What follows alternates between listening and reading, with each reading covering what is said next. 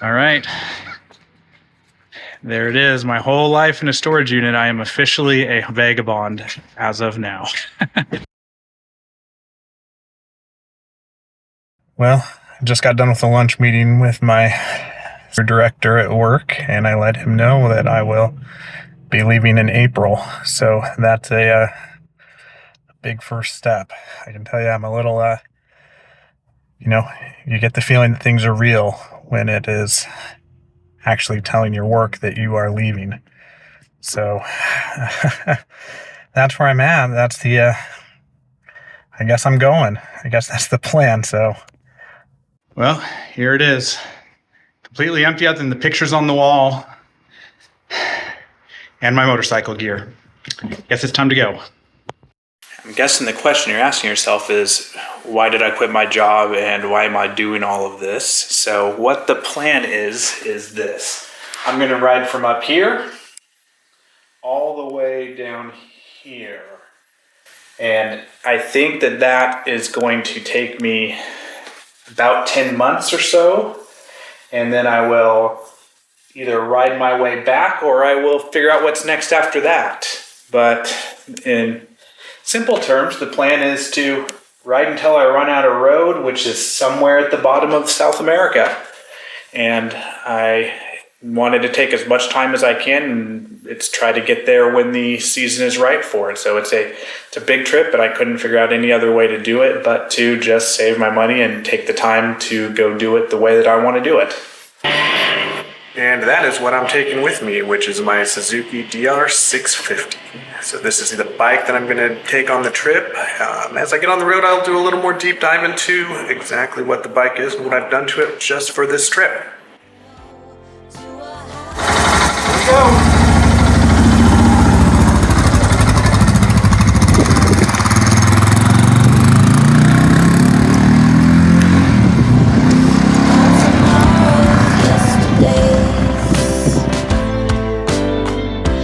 I guess now is kind of a good time to maybe talk a little bit about what it is like to leave on a trip like I'm doing, to ride from Portland all the way to the tip of Argentina.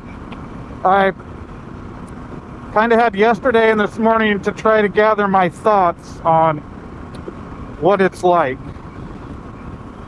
And it's really kind of maybe not what people would expect. I think the leaving part of it was easy. I just got on my bike and rode away, just like I do on any other trip. I guess that didn't change. And in some ways, I think that's because I'm kind of doing it in legs. All I'm thinking about is I'm going to go spend some time with my parents on my way south. And so I'm just riding from here to Southern California. I don't know, maybe it'll hit me later on what I'm really doing. But it was, I think the saying goodbyes and everything was sort of a little bit of the hardest part. I know I could tell my sister especially, she's excited for me. And same with my mom. I think that'll be hard too. They're both excited for me, but I know they worry. And they're going to miss me, and I'm going to miss them a lot too. So that was hard. I had a big party going away with about 20 of my friends, and so that was a lot of fun to see friends that have gone back 40 years all together in one place, all enjoying just getting to spend time and wish me well on my journey. That meant a lot to me. So for all of you who are watching, thank you very much. It really did mean a lot that everybody made the effort to come out and see me. Some people drove a little ways to do it, quite a ways. So I really do appreciate that.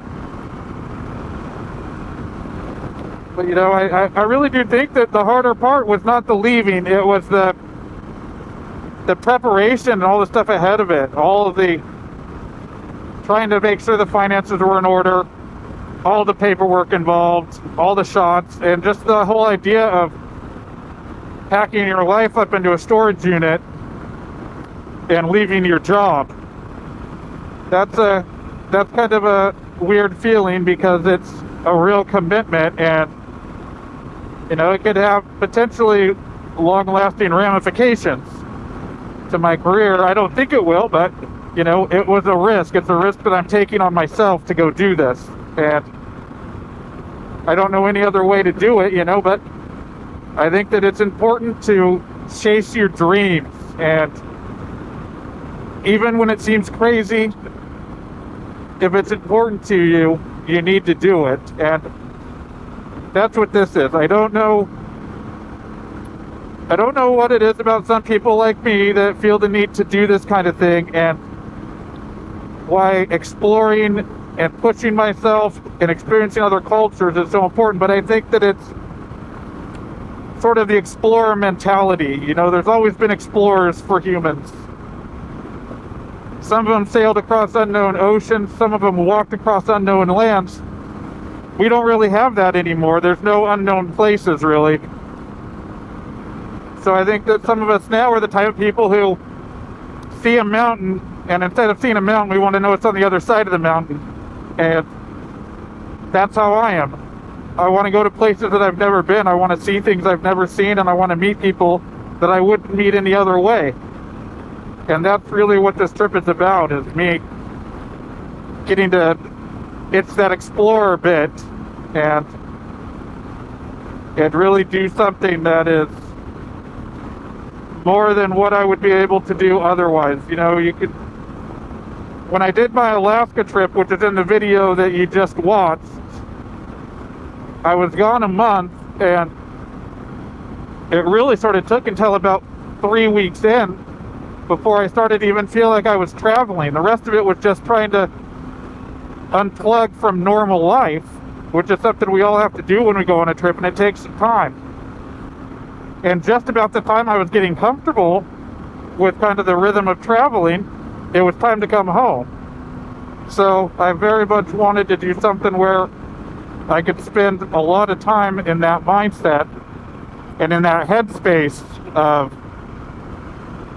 just traveling, which is what I'm doing now. I'm just traveling every day. So it's going to take me some time to get into it. You know, I'm still, even though I have zero work responsibilities, I have nothing that should be in my head. It's still there. And I hope that you get to enjoy watching that progression and that change as I work through becoming a full-time traveler and getting comfortable with it.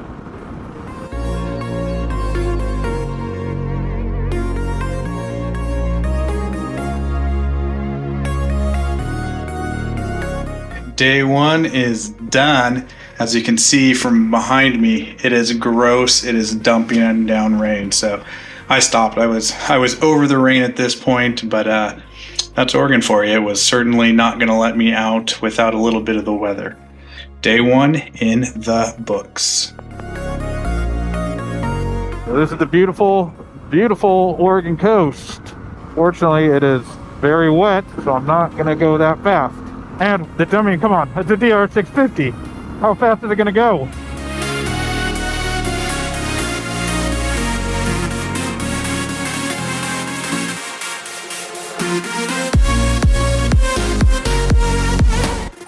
Welcome to California. Some people might think this is my first foreign country. Some may not, but we made it. So, step one, leg one, done.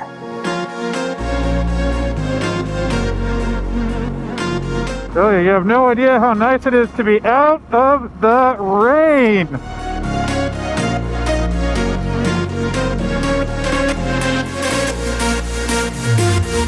All right, well look, here we are just outside of Crescent City. Now look at this. We got some sun. So I stopped at this little pull-off, put on my other gloves. I've been wearing the warm gloves the whole time.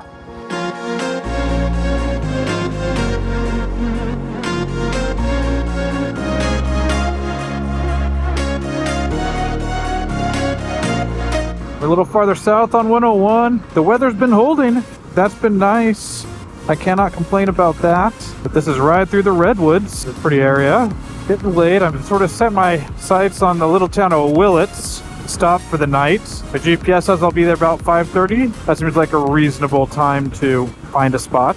Part of me that is definitely tempted at camping, but this part of the world, this time of year, I just don't know. No matter the distance, I will always be there. No more in Well, let me try to update you with what is going on. Situation report. Things have gone sideways 2 days into the trip. you've been